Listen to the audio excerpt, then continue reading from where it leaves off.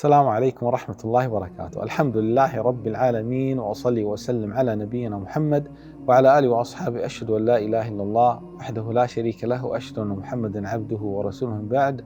Welcome dear viewers in our program Lives of the Sahaba رضي الله تعالى عنهم. We are talking about the things happened during the life of Uthman Affan as a Khalifa.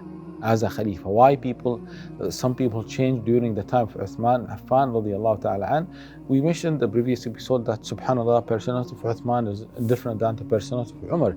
We cannot say that one of them was right and the other was wrong, but subhanallah, this is the nature of the human beings. People are not the same. Sometimes your children, okay, you have maybe 4 or 5 children. Every single person, every single child has different personality, or maybe you'll find 2 of them the same personalities, and the other 2 or the other 3 different personalities. Subhanallah. So the way of Uthman was different than the way of Umar radiallahu ta'ala. So people misuse that. Another thing mentioned by Ibn Umar radiallahu ta'ala, and he said a very important statement. He said that لقد عبتم على عثمان أشياء لو أن عمر فعلها ما عبتوها. Subhanallah. Ibn Umar said to some people, said that you accused or you dislike these things from Uthman radiyallahu ta'ala an. If these things were done by Umar, you will not criticize him. And this is subhanallah. This shows you the problem that was with people, not with Uthman radiallahu ta'ala an. Uthman was a perfect man. One of the perfect companions radiallahu ta'ala, the companions of Rasulullah sallallahu alaihi wasallam. But the problem came from the people. Another thing that the scholars mentioned, that subhanallah, during the time of Uthman, what happened? As we mentioned, that Allah spread Islam. And during the leadership of Uthman Affan more than before, okay, so what happened? More money came to the Muslim country. So because of more money, what is the nature of the human being? If there is more money, subhanallah, you find them go toward what? Disobedience. One of the companions said, ابتلينا بالبأساء فصبرنا ابتلينا بالسراء فلم نصبر. He said, when the test was in poverty, okay, or difficulty, we were patient, we were strong.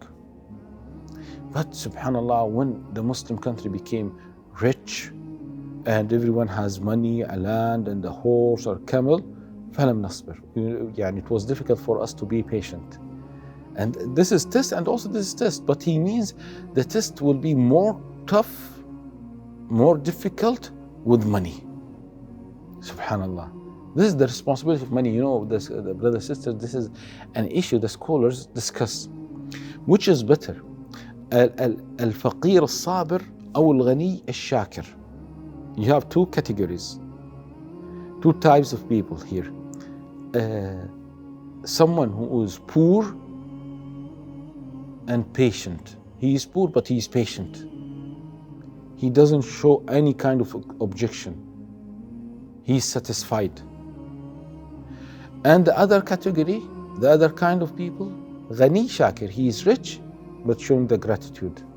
Which one is better? So some scholars said the one who is patient and poor, he is better than the one who is rich and thankful. And others scholars said the opposite. Why? Because the one who is poor and being patient, very difficult and tough.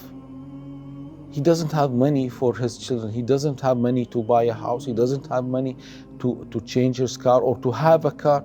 He doesn't have money to travel with and to enjoy the time with his family. He doesn't sometimes have the money to buy a food. Okay, so he's patient.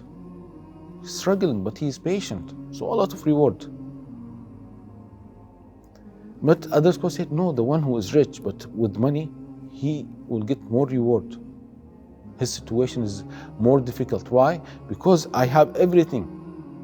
I have money, I have house, I have car, I have buildings, I have shares here and there, subhanallah. So to show the gratitude is more difficult than patience. And actually both of them are ibadah. Both of them are ibadah. But here I'm mentioning that just to mention the point that sometimes difficult with dunya, with the person when he is rich, to pray on time, to fast Ramadan, to remember the needy, subhanallah. So both of them are test. Both of them, being rich or poor, both of them are test. So we need to be patient if there is a difficulty. We need to be thankful if there is a favor, and we need istighfar if there is a sin. So during the time of Uthman radiallahu ta'ala anhu, the Muslims became rich, or the wealth in the Muslim world became more. And if there is more money, no doubt that subhanallah, the nature of the human being, more sins. Allah subhanahu wa ta'ala mentioned about قارون إن قارون كان من قوم موسى فبغى عليهم وآتيناه من الكنوز ما إن مفاتيحه لتنوء بالعصبة أولي القوة. About Qarun, he was one of the people of Musa, so he was well off. Allah described his wealth. Allah did not describe his wealth. Allah told us about the keys of his wealth. Subhanallah. Allah did not mention that he had 10 lands or 5 houses. He mentioned the keys. مفاتيحه. مفاتيحه, the plural of miftah. Okay, how many keys does he have? Allahu a'lam. But Allah subhanahu wa ta'ala described لا تنوء بالعصبة أولي القوة. Okay, he has one key for this garden, the other key for this house, the other key for the palace. One key here, one key. Difficult for a group of strong men to carry the keys. Allahu Akbar. But he died as a non-Muslim.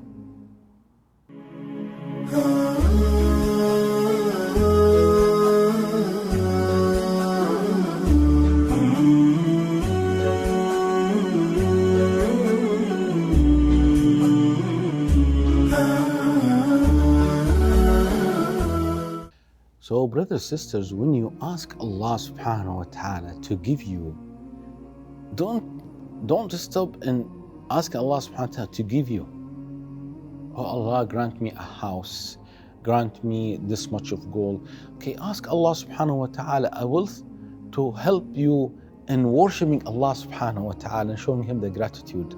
This is very important, very nice.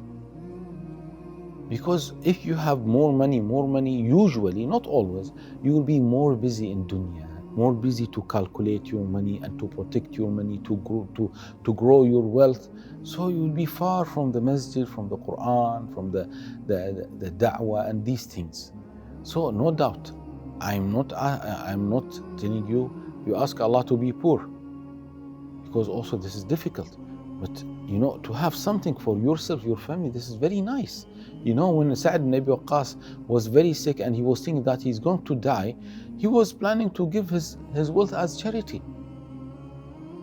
Then the Prophet ﷺ, he said, "O Rasulullah, should I give the whole of my wealth, or half, or 2/3?" Then he reached to a portion, "Ya Rasulullah, can I give my 1/3 of my wealth as a charity?" The Prophet ﷺ said, "الثلث والثلث كثير." 1/3, and 1/3 is too much. But this is the maximum you can give as a charity, to write that in your will after your death. Then he said sallallahu alayhi wasallam, إنك أن تذر ورثتك أغنياء خير لك من تذرهم عالة يتكففون الناس. Then the Prophet sallallahu alayhi wasallam told Sa'd that if you leave your which means after your death, you leave your children أغنياء, They are rich. They have enough. What is enough for their dunya? It is better than you leave them poor, needy, begging people here and there. Look how Islam is beautiful, perfect religion, brothers and sisters. And look how the Prophet ﷺ is thinking. He's thinking about your children, because imagine you have, for example, you have 10,000 dinar. Okay, and you wrote in your will, all my money as charity. Build a masjid or for a school to donate for this country, the needy, or here or there. What will happen? Okay, if those who inherit you, your children, your wife, or your husband, maybe they will not make dua for you. They will be upset with you. Maybe they will not fulfill your will. But imagine, if you, for example, during your life, you give charity, and you write in your will, maybe 1%, 2%, for example, you have 10,000 dinar, maybe you tell your children, please, you give, for example, 100 KD, 200 KD, no problem with that. You can print Quran or a useful Islamic book. This will be very nice, and they will be happy. Why? Because your children have something to use it in their life. They will remember you and your dua. So look how the Prophet ﷺ was thinking in this way, in a practical way, in a way to keep the good relationship between you and your children even after your death. So back to the point that during the time of Uthman radiallahu ta'ala, and that Muslim Ummah became bigger and more wealth. The hadith, the Prophet sallallahu alaihi wasallam said, إن أكثر ما أخاف عليكم ما يخرج الله لكم من بركات الأرض. قيل وما بركات الأرض؟ قال زهرة الدنيا. He said sallallahu alaihi wasallam, the thing I am afraid of most for you, your sake, is the worldly blessings which Allah will bring forth to you. When you have money, when you have a lot of farms, fruits, vegetables, you forget the ibadah. You'll be lazy. Previously, you don't have anything, so mashallah, we can see you 5 times in the masjid. The first one who is coming to the masjid. But now, we see you only Friday and coming late. Why? Because you are busy the whole day, and at night you are sleeping. Of course, not all people like that. But this can lead to laziness in ibadah. I mean, when you have money. As the Prophet ﷺ said in another hadith, by Allah, it is not poverty that I fear for you, but I fear that this world will be opened up with its wealth for you as it was opened to those before you. And you vie with one another over it as they did, and eventually it will ruin you as it ruined them. You start to fight. Usually, of course, not always, brothers and sisters, when you notice the friends fight because of money. But when they are poor or needy, they don't fight. They cooperate. They love each other. But when there is money, you'll find the fight. Not always, of course. Because the Prophet ﷺ said, نِعْمَ الْمَالِ الصَّالِحِ الْعَبْدِ الصَّالِحِ. So don't understand, brothers and sisters, from these ahadith and from this talk that it is not nice to have money. Doesn't mean that. The main issue, how to use the money. The Prophet ﷺ said, نِعْمَ الْمَالِ الصَّالِحِ الْعَبْدِ الصَّالِحِ. What a good money for the good person, for the pious, righteous person. If there is a righteous person like Uthman Affan, like Abdurrahman Auf, they will use their money for the sake of Allah. Like Abu Bakr radiallahu ta'ala was one of the businessmen, well off, rich, but he was using his money for the sake of Allah. He made the Prophet ﷺ very happy. He was trying to please Allah subhanahu wa ta'ala. Same thing, Uthman, he prepared the army, which is called Jaysh al-Usra. He bought a well called Ruma. He bought the land to expand the Masjid al-Nabawi. So for these examples, for sure we say these are good examples to be rich. And subhanallah, when you intend or when you ask Allah subhanahu wa ta'ala, oh Allah, if I have like them, if I have money like them, I will do like them, you will get the same reward because of what? Your good intention. Jazakumullah khairan, brothers and sisters. Hope that you enjoyed this episode. See you inshallah tomorrow. Assalamu alaikum wa rahmatullahi wa barakatuh.